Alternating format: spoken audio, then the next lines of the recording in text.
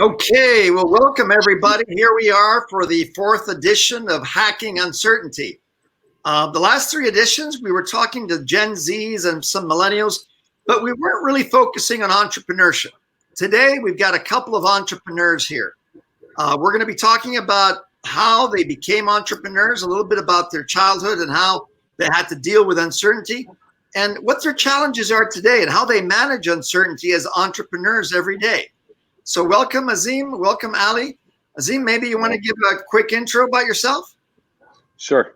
Hi, everyone. I'm Azim. Thank you, first of all, Paris, for having me. And thanks, Carissa and Marwa, for organizing. So I'm originally from Cairo, Egypt. Around more than 7 years ago, I moved to the States for school, initially to Wyoming. And until like the very last few hours before I leave, I was very hesitant to get out of my comfort zone and just like step to the unknown. I even like an hour before like the flight, my parents told me, if you don't want to go, you can just stay. It's your decision. But I ended up going. From there, I stayed in Wyoming for around 2.5 years. Finished my undergrad over there. There was like a bit of a adjustment to do. Then I did my master's in Miami. Then moved to New York to work. Stayed there for 3 years. Then started my startup Ticr last year, and now I'm in Abu Dhabi to pursue my startup. Okay, great. We're going to get into all those details in a couple minutes there. Thank you, Azim. All right, Ali, just a few short words about yourself. For sure. So obviously your name's Ali. Grew up and was raised in Pakistan at the age of 10 because of an opportunity that my dad got for work within the oil and gas sector. Moved around Europe, the Middle East, and then eventually ended up in Australia, where I spent about a decade. That's where I started researching and stumbled upon the waste and recycling industry whilst I was in high school. Met somebody at a rugby match after I finished playing. Was told to put on my safety boots and come by a factory. I didn't know what it was at the time. Happened to be recycling, which led to an obsessive duration of research of the industry. That kind of led me across to Malaysia, Vietnam, China, and Turkey, and kind of spotted an opportunity back home in Pakistan, where I've now been for the past 3 years, actively working within the space. All right, excellent. Okay, well, Ali, we're going to come back to you in a few minutes. I'm now going to talk with Azim, and then we're going to bring you all back together again to wrap up. All right, Azim. So, yeah, Wyoming. Why Wyoming? How does a young boy in Egypt go to Wyoming? So it was like all coincidence. So that was like around 2013. I did like the first year of college in Egypt, and I was planning to transfer. I was actually intending to transfer on fall 2013, but because of the political uncertainty back then in Cairo and Egypt in general, I wasn't able to finish the paperwork in time. Like my high school certificate was British. I had to attest it from the embassy before I sent it to schools in the US. So that kind of delayed it to the spring. Then when everything stabilized, Wyoming accepted me first. So I was able to finish all the paperwork and be ready to leave. Okay, and so tell me, what was it like when you arrived in Wyoming? Did you expect just a bunch of cowboys or what? Actually, I did expect a bunch of cowboys, and there were cowboys there. To my point, it was interesting. It was Jan 3rd, 2014. Completely it was freezing cold. It was negative 20 Fahrenheit and roughly the same in Celsius. It was freezing cold, very quiet. You could hear the wind going through downtown. The downtown area was like a classic Western movie. So it was it was quite it was like Wyoming on steroids. I don't think I've seen it never got that cold in my time there, except the first week. You told me that when you got there, you ended up seeing a bunch of other students from the Middle East, right? Yes, actually, they were they were doing a lot of investment to bring international students from Europe, for example, in exchange programs. Then there were roughly I'd say over 100 Middle Eastern students. A lot of them came because Wyoming had an oil program. So that's why there was a sort of strong Middle Eastern presence. So when you're dealing, I mean, I'm sure you were dealing with some uncertainty when you arrived. Mhm. Does it help when you've got these people around you that you really relate to? And tell me, when you left, you were there 4 years? I was there for 2.5 years.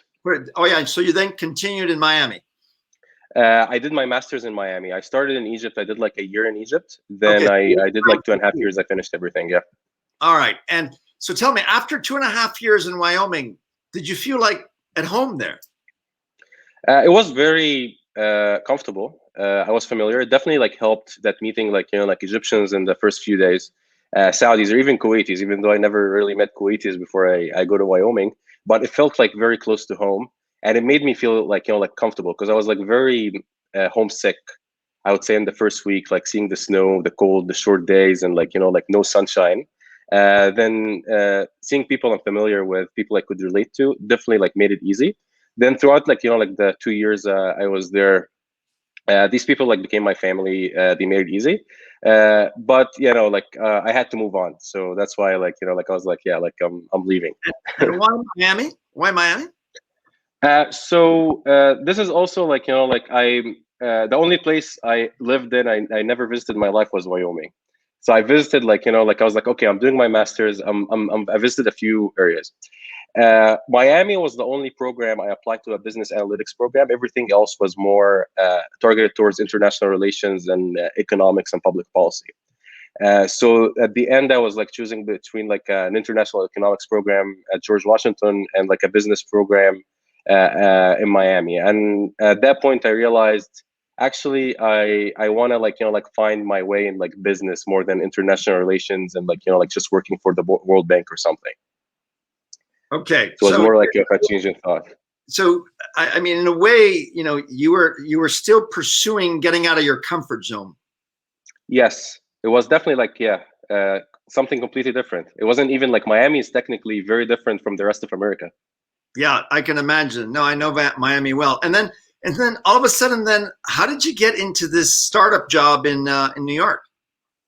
It was like like it was like the semester I was graduating. I started like looking for jobs. I opened was like a job portal, like the University of Miami job portal. It was like a recommended job. I applied to that job.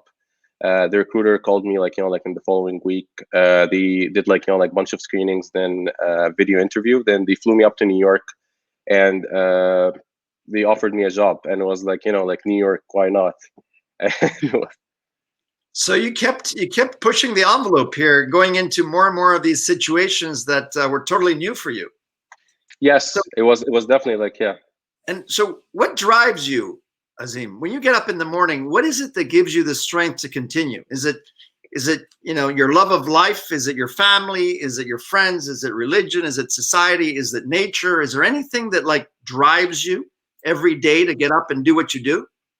Definitely, like my family is a huge push. Like like they always like supported me whenever I needed help, whenever I needed backing.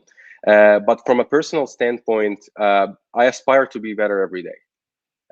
Even if like like the day is not a good day for me, even if I'm like struggling, even if it's like I look at it from like an upward, long-term view. Some sort of like the stock market, you'll have like a low points and high points, but as long as you're heading in the right direction, that's what matters. But I always like challenging myself and getting out of my comfort zone, because when I realized what I realized is unintentionally I was out of my comfort zone initially unintentionally. I didn't like going out of my comfort zone. Then once I got out of it and I was like kind of in and out a lot, I realized I'm getting better. I'm better interpersonally. I'm better professionally. Like 5 years ago, I wouldn't probably like have agreed like to go on a live webinar, but it's just like like putting yourself out there and like consistently trying to get out of your comfort zone definitely helps. I like to explain it to people sometimes. It's like a muscle. And exactly. And the more you stretch it or you exercise it, the more it's easier. And the reality is that, you need to get comfortable with the uncomfortable. And then it becomes 100%. So tell us about New York. What were the things that really, because when you talked to me earlier, you said, well, university life was very structured. Then all of a sudden you get to this startup in New York. Give us some examples for the audience here. What are some of the most crazy situations of uncertainty that you faced in the startup? In New York in general, it was like the first time in my life I was really on my own, no structure whatsoever. It was also like my first real job. So that was like, like some sort of transition. The company I worked in, it was like actually had like the startup culture, but they started like growing. It was like the maturity like stage of a company, but they grew up like really quickly. So that came with a challenge. Like there was like, like the structure, the company wasn't really structured. There was like, like a lot of, like the structure was like changing around a lot. People like coming and going, people, like a lot of people, like a lot of new hires and so on. Then this comes also like, the onboarding processes and like, you don't get the same resources as say like a big company. Like I interned like, like with relatively like I had like internships with like, like the University of Miami health system, but it was like more of a very corporate, very structured environment. And I did like an NGO internship that was like completely different. It was on your own. You're trying to figure out the best practices. You're pretty much. And did you ever have a moment of like despair that you thought you couldn't continue? Yes, I remember. Like my job was in Union Square, and one time I was like, like leaving work at 8 p.m. I wasn't happy about it. I think that was August or something, and I started in June. And I walked all the way. I lived on 50th Street and 10th Avenue. That was like an hour walk. And part of me, I was like, why am I here? Should I just go back to Cairo or like, like with my family and like, like just let it go? And what kept you there? What? Sorry? What kept you there? It was just a low moment. I realized, like probably like, like I went home. I was like, oh, you're being dramatic. Things are not like very bad. Just give it a shot. And there's part of me, I like to challenge myself. And something that like, like I've always done, even if I don't like something, I would finish it and like I would get better at it, then leave it. I wouldn't just like quit from the early on. Yeah, that's a good philosophy. All right. So finally now, Azim, how did you get to Abu Dhabi from New York? So you were there for how long in New York, and what got you to Abu Dhabi? Why? Yeah, I was in New York like for a bit over 3 years.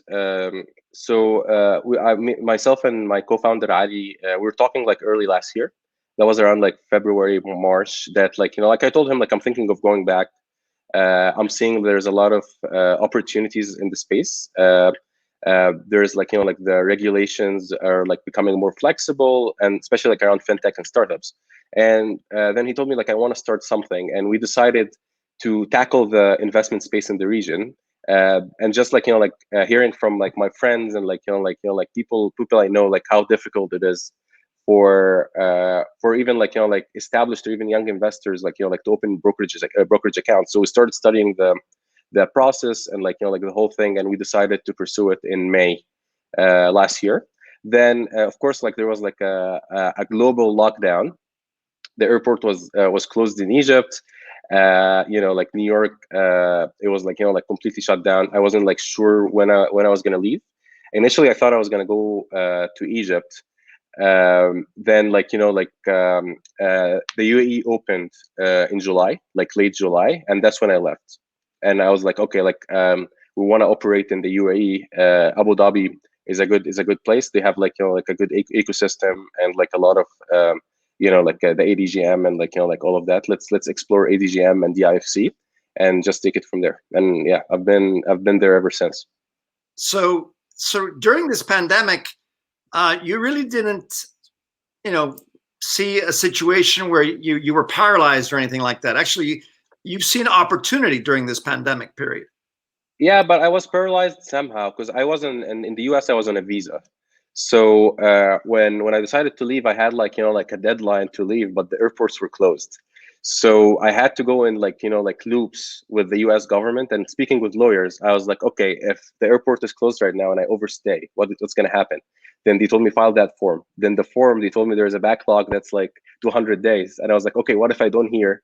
And I end up like overstaying or whatever. It'd be like, oh, you have to stay. If you file that form, you have to stay until you hear back. By the way, I haven't heard back yet, even though I filed it in May last year. So once I had the opportunity to leave, I was like, okay, I have to leave. I'll be stuck here for like the rest of the year. And final question: you're dealing with the uncertainty of your own startup in a country that's not your own, and we're still living through this pandemic. What are you feeling? It's definitely not easy. It's a roller coaster. There is a lot of low points. I'm not gonna lie. A lot of times I just like speak to my mom, or I speak to Ali, my co-founder, and or my friends, and be like, sometimes I'm a Debbie Downer, but they cheer me up and they provide support. And the next day I'll be like, oh, it's not that bad. You gotta keep fighting. So as long as I have breath, but it's definitely difficult being in a new country, lockdown. I don't know a lot of people. Like most of the people I met through their friends of friends, or connections of friends. So it's definitely a challenge, but it becomes easier as you progress. It feels kind of familiar, to my first few days in New York, for example. In a way. No, I can imagine. It's that muscle. It's getting stronger. Exactly. All right. Thanks, Azim. I'm going to bring Ali Chris. now. We'll come back to you in a few minutes. Amazing. Ali. Good day. All right, guy.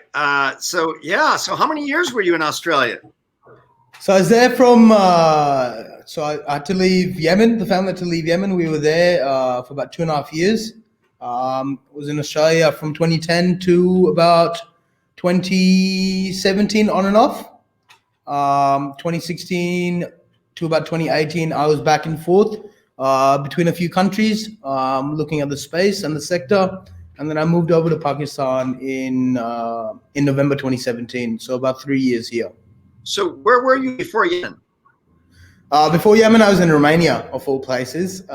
So, wherever there was oil or gas, that's where the family ended up, just because of the nature of your family traveled all over the place. How was that for you? Because, I know from experience that for some people, for some kids, the traveling is great. They love it. They get the best from the places they go to. But for other kids, they feel they don't have any roots at some point. And it may affect them, all that uncertainty of where am I from? 100%. So how have you dealt with the traveling? So you've touched on two very cool things. So for me, the traveling and the experiences in the different countries, the cultures, the languages, the food, the opportunities has been amazing. And I think especially in the younger years or my teenage years and early and late teens, I kind of seized every opportunity that I came across. Whether it was sport, whether it was education, whether it was a side hustle or work or networking. The second point you sort of touched upon, how do I deal with the third culture kid issue or the identity crisis, to put it lightly. That's something that sort of struck me more in recent years, especially when I came back to Pakistan. I wasn't really Pakistani for the locals. When I was overseas, I wasn't really foreign or local for them either. I call myself a global baby. I think I've got a bit of the best from the East and the West. I do love the traveling and being a third culture baby, because the experiences that I have, or other people have that have moved around, are not common. And to deal with the identity crisis, so you kind of are always looking or searching for your roots. Now, for me personally, coming back to Pakistan has been a struggle. In terms of where I'm from, or is this really home? Just because it says it on my other passport. It's been good coming back to Pakistan. I've been able to explore my old family heritage and roots. So that's been sort of laid a bit of a foundation, or provided some earthly foundations for me to stand on. However, at the same time, in the business realm or interaction wise, my English has a bit of an accent for Pakistanis. My mannerisms are a bit more westernized. An example for me, which was shocking when I came in, I had a meeting, and me being me, I set up and signed on at 8:45 a.m. in Pakistan, people are late. Inshallah is a claim, which means whenever something's meant to happen, it's meant to happen. So this individual was meant to come at 9. I'm waiting there for an hour. Called him at 10:30. Where are you? He's like, oh, I'm just leaving my house now, and he arrived at 11 a.m. So small things like that and mannerisms, etc. Are very different, and I've had to kind of remold myself to not get as frustrated. For me, punctuality was a huge thing. It doesn't seem to be the case in the country. So let me ask you, Ali, because you touched upon a subject that is very pertinent to a lot of young people today, and to everybody in a way. It's the subject of identity. And a lot of people during the COVID period. We're still in the middle of the COVID period, and here in Spain, it's worse. They say it's worse than ever before. But in any case, a lot of people have had time to reflect upon their lives in 2020. For sure. And for a lot of people, their identity, where they're from, their village, their country, their state, whatever, their customs, have become more important than ever before. In many instances, they're buying their local products instead of buying foreign products. How important do you think identity is? I mean, for many years, you were probably not really thinking about it until you went back to Pakistan, right? Yeah. So, traveling and moving around, the family's very patriotic. It was always told to us when we were growing up, me and my siblings, you're getting these experiences, you're studying, you're learning, you have these experiences, you got to come back and do something for the country. So, for me growing up, I've always labeled myself as Pakistani all the way through. I still introduce myself as Pakistani, even though I'm Australian now, and I spent, probably my formative years in Australia. So I do consider it my other home. But it's a fine line. Identity is super important, and at the same time, it's a tough one to crack. There's comfort in knowing where you're from.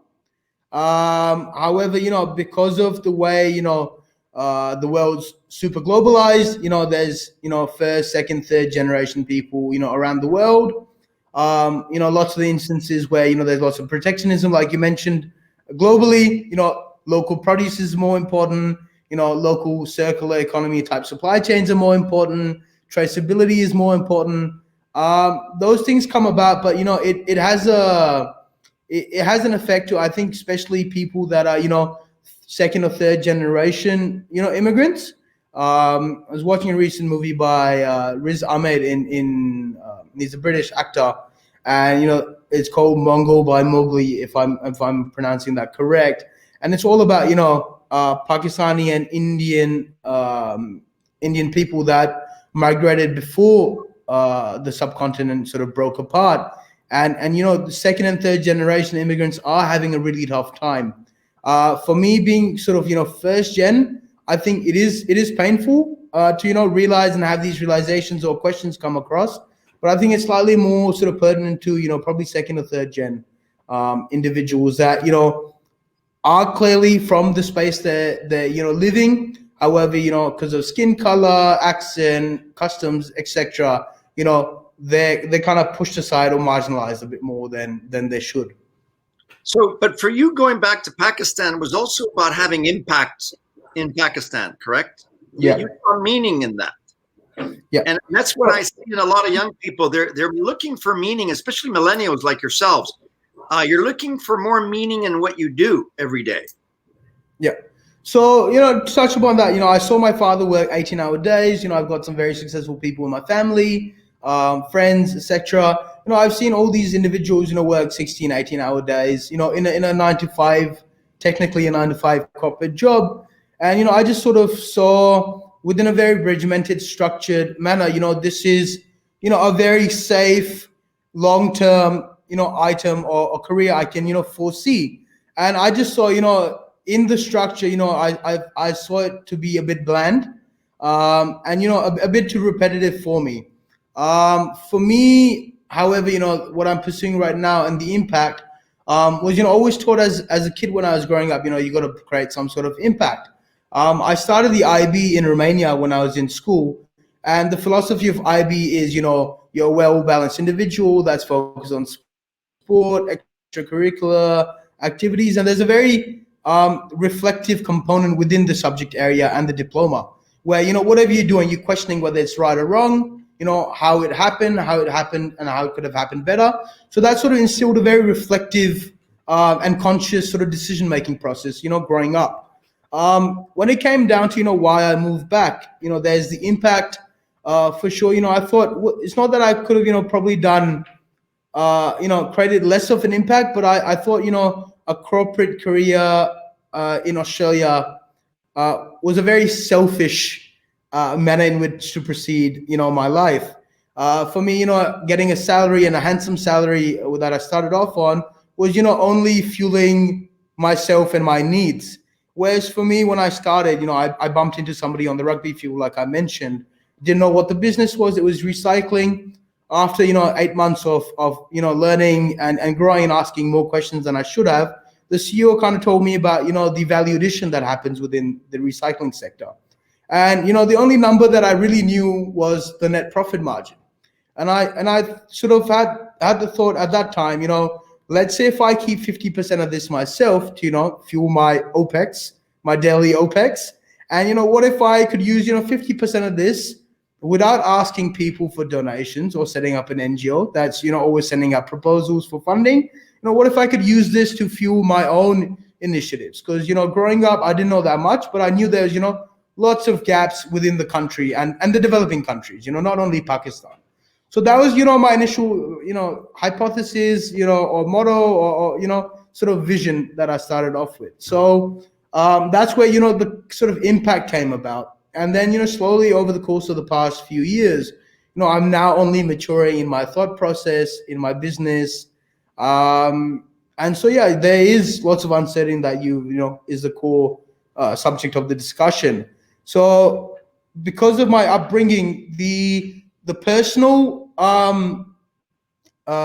sort of my personal journey and not knowing what's happening sort of was catered for a bit because I moved so much. So my personal uncertainty, I was kind of very comfortable with my surroundings continuously changing. What I wasn't prepared for was, the startup realm or the professional realm or the business realm. That level of uncertainty, I don't think anybody can be prepared for, especially coming in at a very young age. I didn't go through the rounds of, doing 20 years of corporate work and then coming into a startup or, my own venture. So that has been very challenging. The uncertainty of, knowing and slowly realizing your own weaknesses. An example can be, I'm not a consultant that I've been working on, or, not knowing the legal side of contracts or not knowing, the financial statements as well. So, understanding your weaknesses, knowing the uncertainties externally is a bit to handle. Yeah, I can imagine.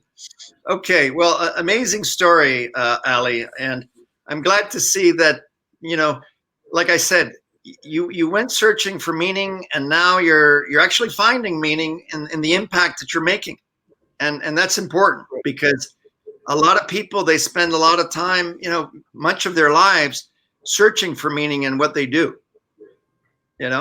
So you're in Lahore, right? Sorry, I'm in Lahore. Yeah. I was in the Intercontinental in Lahore many years ago. Wow, brilliant. Well, what brought you to the country? Just tourism. I was traveling around the world with my parents, so this is a long time ago. So we went through the Khyber Pass, and then Rawalpindi, Lahore, you name it. And then I took from Karachi I took the train from Lahore to Karachi, I think, where you could see the water buffaloes. Impressive. And I'll never forget, it was the middle of Ramadan. And there I was in Karachi, and I was starving. None of the shops were open. You couldn't get anything to drink. It was like 50 degrees. It was so hot. And this guy just, said to me, he saw me like starving and I needed a drink. He took me to the back of his little kiosk and he gave me a Coke. I'll never forget that Coke. It was the best tasting Coke in my life. And then the other thing that happened to me, I flew out of Karachi. When I was there, but this was many, many years later when on my own, when I was traveling there for business, and I had left my Nikon camera in the taxi. And I go to the airport and I check in the plane. I'm inside the plane, and we still had like 45 minutes. And I realized I didn't have my camera with me. So I ran out of the plane. They let me leave, and I was outside of the airport trying desperately to see. And you know what the Karachi airport is like. It's a nightmare. It's a nightmare. And there I was thinking, where's my camera? Is there any, chance that I could find my camera? And then all of a sudden I see my taxi driver with my camera running towards me. I couldn't believe it. I gave him $100 and he didn't want to accept it. And I almost got pissed off. I said, please take my money. And I ran back to my flight. It was the best experience, one of the best experiences I've ever had at an airport. And it was in Karachi.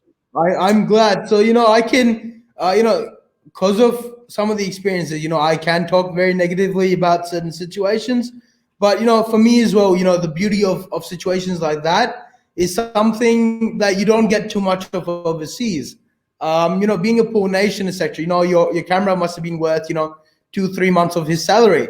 And there's instances like that where, a developing country where, there's lots going on geopolitically, there's issues, there's electricity issues, there's government issues, there's, compliance issues, etc. The people still, impress me on, on a monthly basis in small acts like that. And that's, kind of the beauty of kind of coming back and realizing, and this is where, the identity kind of aspect comes in. Pakistan, the Middle East is a very collectivist society. Now that has its downsides and it has its, ups, and the hospitality, never ceases to sort of amaze me. But I'm very glad that you've had, such an experience. So in Australia, when I was, meeting my friends and hanging out with them, it was the year of everyone's 21st. So I got to meet everyone's grandparents and parents at their parties. Little did I realize, most of people's, parents, grandparents had visited Pakistan. So, in the 70s, 80s, and 90s, it was, the hippie movement was coming through. Tourism was huge. It was a very was huge. So I'm kind of glad to see that's coming now. So there's a bit of a revival coming through. There's actually something I'm working on at the moment on ecotourism. So now they're trying to make it a bit more attractive for people overseas to come in, especially after the 2010 period that just passed through with with all the mess going on up north. Yeah. Okay. All right, Ali. Let's get Azim back in here. Sure. Hello. All right, Azim. All right, guys. So I just want to spend a few minutes before we wrap up. I mean, this has been very interesting for me. And usually what we try to do at the end of these interviews is, give some advice to people watching. I mean, if listening to you guys, I see two guys that have been traveling around the world that are like citizens of the world. Ali, finally gave up on that and said, I'm going to go back home and have some impact, dealing with a startup of your own as well. So you're dealing with a lot of uncertainty. Azim, you're almost home, almost. You're closer to home than you were before.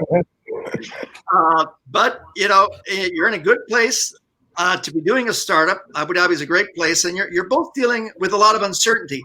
There's a lot of young people today struggling through this thing.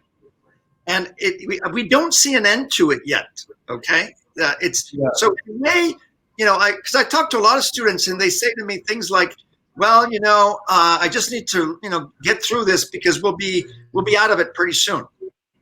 We can't be thinking that way, people. And I think you two are great examples of that. We can't be thinking that uncertainty is going to disappear anytime soon. Yeah. Uncertainty has always been here to stay. And now it's a different kind of uncertainty. But what you guys see in this, as all entrepreneurs see in uncertainty, is opportunity. And this is what everybody needs to see. And they need to realize that as soon as you start getting out of your comfort zone, you feel more comfortable. It's like a muscle. you're starting to get comfortable with the uncomfortable. And both of you are great examples of people that, I'm sure either of you, if I said to you, I have a great deal in Kazakhstan, will you get on the plane with me tomorrow? You'll be on the plane. 100%. 100%. Maybe not Maybe. forever, but on the plane. So, Yeah. why don't we start with you? What advice do you give young people today, millennials, that are dealing with all this uncertainty? I mean, it's as you said, like uncertainty is part of life.